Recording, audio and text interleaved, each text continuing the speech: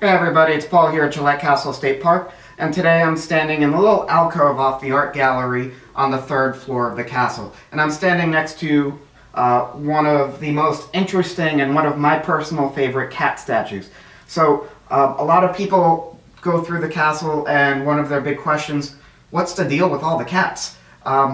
Well, to put it simply, William Gillette just really loved cats. It's said that he really identified with them, especially for their sense of independence and their solitude. When he was living here in the castle, get it? Castle. He had about 17 or so pet cats that lived here with him. A reporter once walked through the castle and noted that there were at least 77 different cat-themed items. So pictures, figurines, things of that nature. But Gillette really did love having cats around, and he definitely cared very much for them. At one point he found a couple of cats and he was looking for a home for them. So he put out an advertisement in the Deep River New Era newspaper, and the ad read, 2 perfectly black Tommy kittens to be given away. Anyone wanting one or both of these delightful felines must write stating qualifications. That is, we want to be sure that they do not go to stupid boobs who do not know what a cat is. Would like to have a recommendation from last cats you have lived with, but that's probably asking too much. So you could tell he had the same sense of humor about that he had about almost everything else in his life. So he always seemed to have a cat nearby, so when he was living in the castle, he had plenty of them around the house.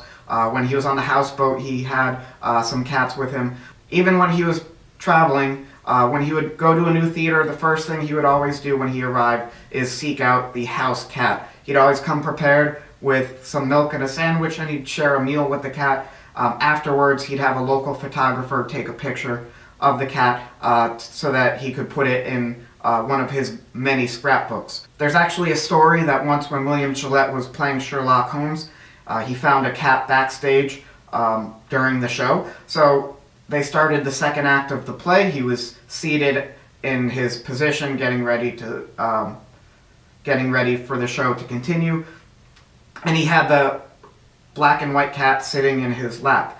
Now, eventually, he let go of the cat, and it just ran right off the stage, which I'm sure provided an interesting experience for him and for the people in the audience that night. William Gillette once referred to cats when he was talking about his retirement. He was known to have semi-retired. He did a few farewell tours, and he said that cats have the advantage because they can do 9 farewells, where he, as a person, could only do but 1. When he was living in the castle and he finally retired, he had his 17 or so pet cats that lived here, and they had pretty full reign of the house. So he would throw birthday parties for them and invite some of his friends. You may remember that he had a cat bell that his cook would ring, let them know it was time for a meal. You probably remember that cat table we showed you in the living room that he designed as a toy for the cats to play with. The figurines on the mantle cemented so the cats couldn't knock them over. Even in his greenhouse, he had his 2 pet frogs, Mike and Lena.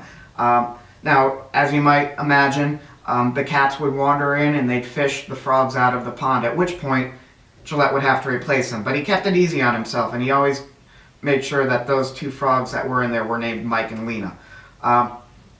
And as you walk through the castle, you can still see plenty of the artifacts, of the pieces that relate to the cats. Now, that's basically what I have to tell you about today.